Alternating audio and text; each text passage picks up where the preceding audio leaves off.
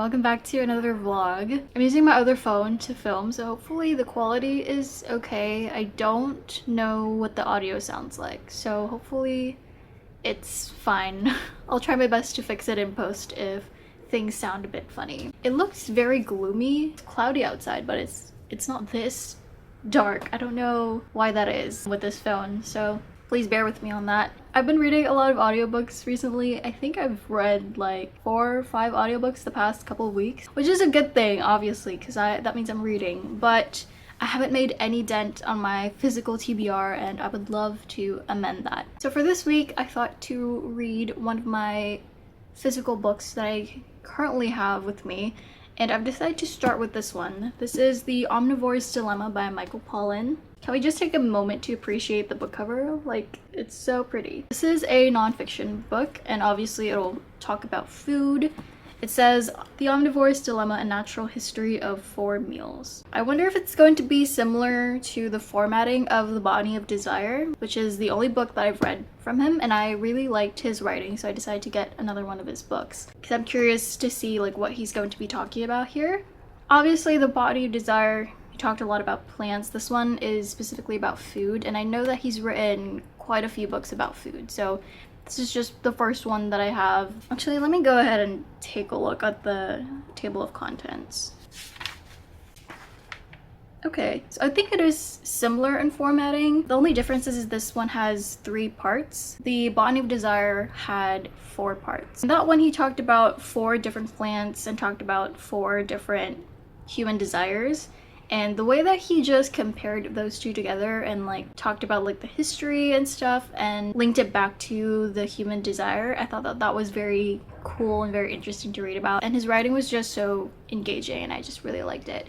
And so I decided to pick this one up. So yeah, I'm excited to start with reading this. I don't think I'm gonna finish it in this reading vlog, but I'd love to just, you know, get started with reading more from my physical TBRs. I don't know where to look. Do I look here or do I look right here? I don't know, I'm so sorry. I'll figure this out.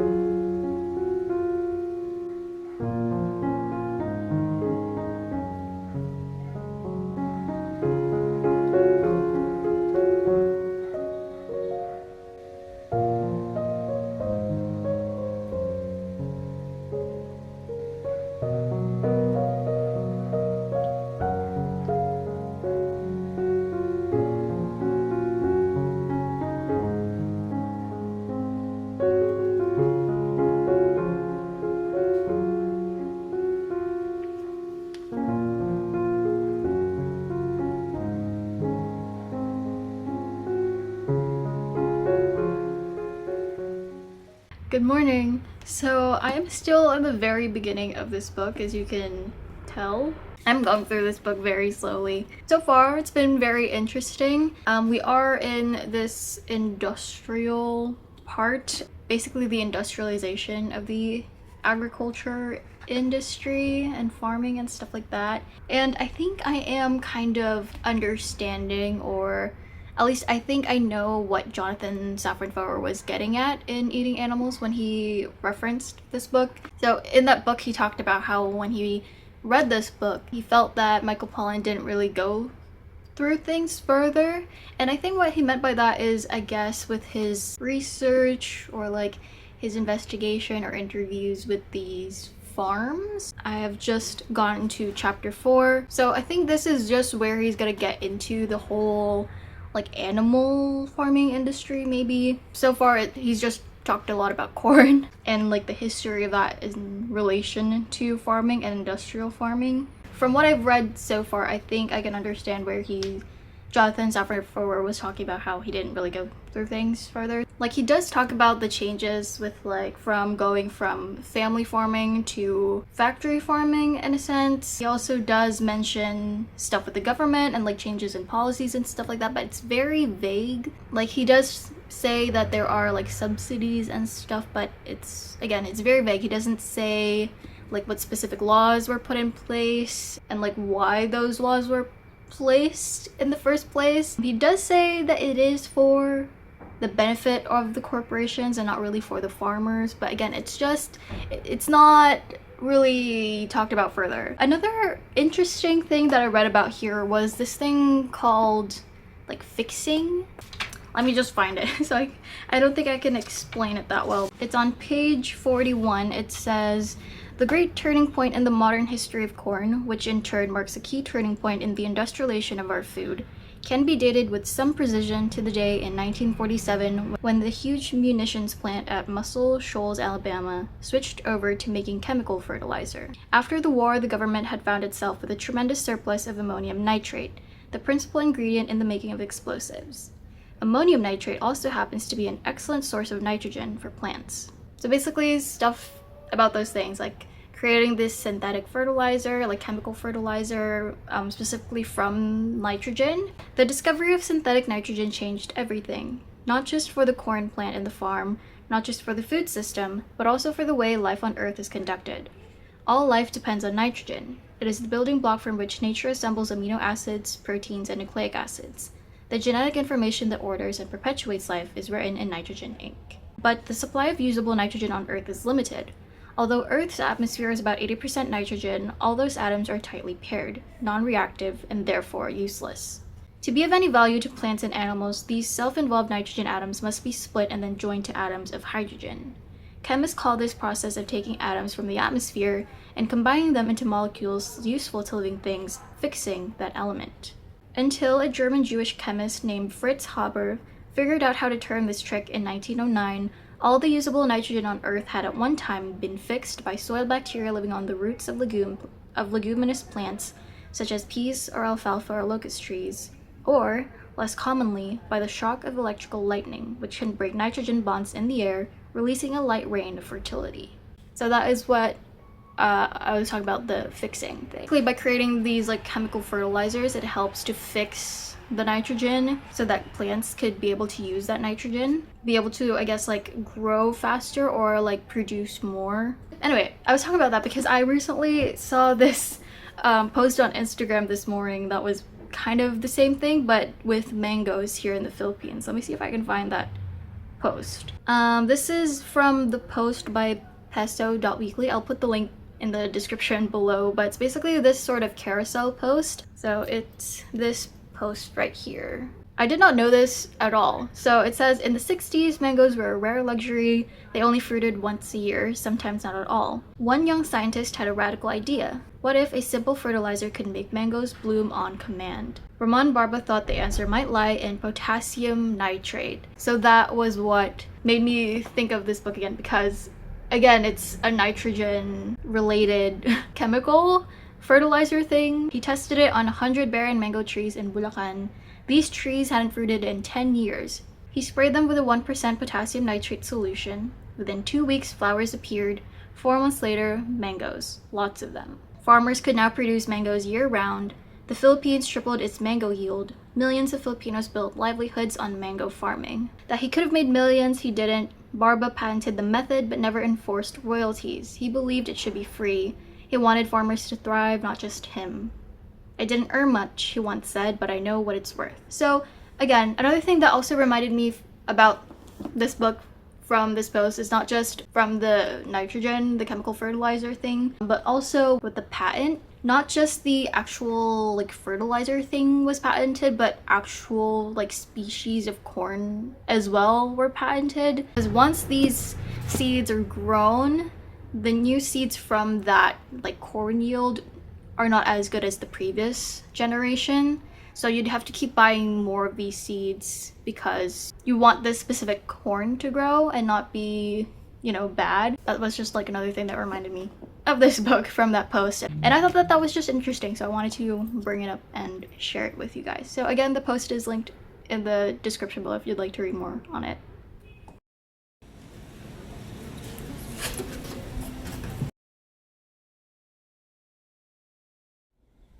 Chapter 25. Dr. Seward's Diary. 11th of October, evening.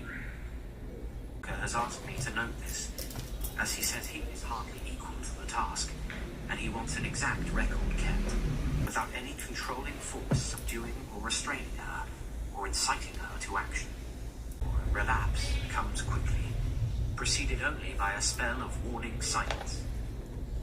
Tonight, when we met, she was somewhat constrained, and bore all the signs of an internal struggle. I put it down myself to her making a violent effort at the earliest instant she could do so. A very few minutes, however, gave her complete control of herself. She made the rest of us bring chairs up close. Taking her husband's hand in hers, began, "We are all here together in freedom, for perhaps the last time. I know, dear, I know."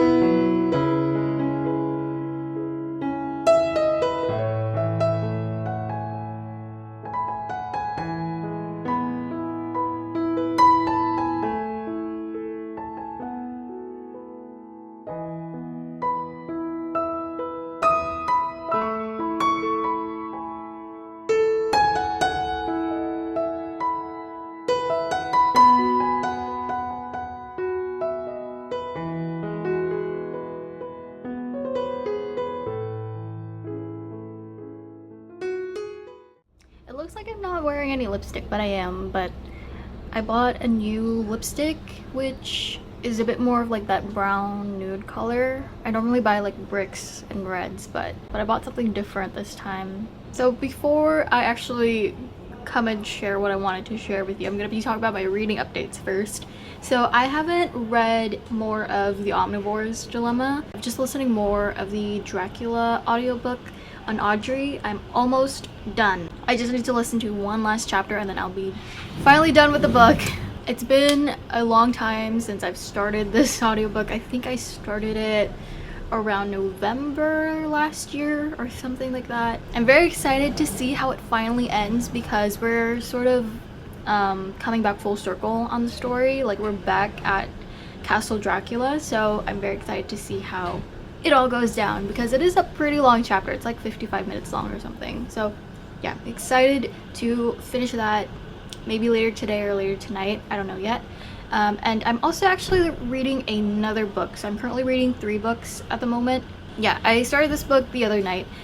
This one is the Ledbury Lamplighters by Carrie Toombs. This is the 3rd book of the Inspector Ravenscroft series, which I just found this on YouTube. I don't remember how I even came across it. I think I was just looking for audiobooks to listen to on YouTube, and this was one of the ones that I just clicked. Actually saved it to my like watch later playlist, so I think when I came back to like look at the audiobooks that I have sort of saved on that playlist to check out, I clicked on that audiobook first, the first book of the series. I think just because it was the shortest audiobook that I had saved into the watch later playlist, so I checked it out and I really enjoyed it. And then I immediately went and read the second book, and I really loved the second book. The second book was super good. I enjoyed it way more than the first book, just because it had a secondary plot, I think. I don't know the terms, but yeah, we had this other plot alongside the main plot, and we also got to see the POV of that other characters of that other plot, which was very cool, and it just made such a more fun and intriguing, interesting reading experience. So I really liked the second book because of that, because in the first book you just had Inspector Ravenscroft POV. So yeah, anyway, those are all of my reading updates for now. Let's move on to the thing that I actually wanted to talk about. So I bought some new books and they finally arrived yesterday. So I just want to share the new books that I got. First one that I bought is Nixia Unleashed. This is the second book of the trilogy. So yeah, I finally bought the second book, so I'm very excited to read this. I am so happy that I kept on browsing through the NBS warehouse shop, because normally they just had the hardbound version, but luckily I found that they had a paperback, so I went and got the paperback instead. I personally just like paperback better than hardbound books. So this is the first book that I got. And then the second book that I got is Wolf Brother by Michelle Paver. It just looked really interesting, so I went ahead and bought it. I just saw this, and it wasn't even this. I saw another book from this series and I really wanted to check out the first book, so thankfully they had the first book. So yeah, this just reminded me a lot of Brother Bear, and I love Brother Bear. It looks so cool. It looks so pretty. I don't remember how many books there are in this series. I just know that there's more than 3 books in this series. So yeah, these are just the 2 books that I got. I was only supposed to get 1, but I really wanted to get this one too, so yeah. Hello. I added a bit more red. Hopefully it looks better. I forgot to mention this earlier, but the reason why I got 2 books was because they were both on sale. So I got this one for 99 pesos. This was originally 495. So this one, it says the price is 99, but I think this is part of their books on clearance, because this book has some foxing and stuff, so it's not in the best condition. There's also a bit of like wrinkles and stuff as well. So yeah, I think that's why this was 99, but it was on sale, so I got this for 75 pesos. So yeah, that's why I got 2 books instead of just this one.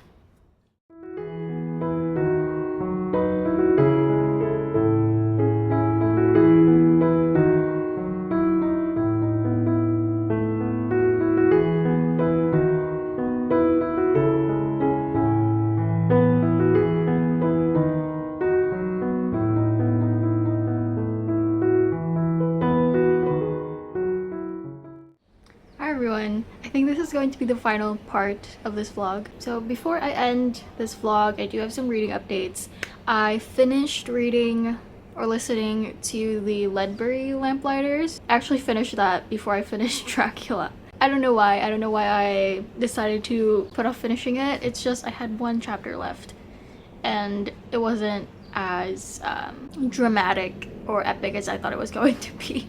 So yeah, I finished the Ledbury Lamplighters. I really liked it. I think, however, that I think I enjoyed the second book more than I did the third book, just because the secondary plot in this one, I thought it was going to be more exciting because of the other characters, but they didn't really do anything much with that secondary plot, in my opinion. I thought it had potential to be more than it was. But it didn't go there. So that was a bit disappointing, but I still liked it. I will say that the second book so far has been my personal favorite of the series. Anyway, I started book 4 last night. I just finished the prologue and got a little bit into chapter 1. Yeah, that's it. And as I've said, I finished Dracula. I finished listening to it yesterday. I think because it was 55 minutes long, I was expecting for there to be more stuff happening. I mean, there was like a fighting scene. I don't know. It was just not as action-packed as I thought it was going to be. It wasn't as action-packed as I would have liked. I would have wanted to see like more fighting scenes or something, but there was just nothing. I don't want to spoil it, so I'm like leaving out a lot of details. Yeah, I just thought it would have ended more dramatically. I finally finished that, which means I've finished a book from my like physical TBR, my owned books TBR, so I still think of that as a win, even though I haven't really been reading The Omnivore's Dilemma much recently. I haven't picked it up yet. I haven't picked it up since I put it down when I started reading Dracula and the Ledbury Lamplighters. I mean, I will pick it up again. I just don't know when yet. I think I'm just really enjoying getting back into the Inspector Ravenscroft series. I think it's really good. And also I've realized, I've noticed this a while ago, but I've finally realized like what the setting is called, or like what the time period is called. Because I've been noticing that I've been really enjoying stories with this specific setting and like this specific time period and like the aesthetics of this time period, and that is the Victorian era. I've just been enjoying stories in that time period, and you know, those stories include Dr. Jekyll and Mr. Hyde, Dracula, The Phantom of the Opera, and not even just like with stories like as in books. It's kind of the similar aesthetics of Candela Obscura. If you watch Critical Role, I really loved Candela Obscura's like world and like setting and like the aesthetics of that place, and that just reminded me of the Victorian era sort of aesthetic, so that's why I really liked the campaign of that. So I've just finally put the name to it. I finally know what time period it was. I think that is going to be it, actually. Those are all of my current reading updates for now. Thank you so much for watching this vlog. I hope you enjoyed it, and I'll see you in the next one. Bye!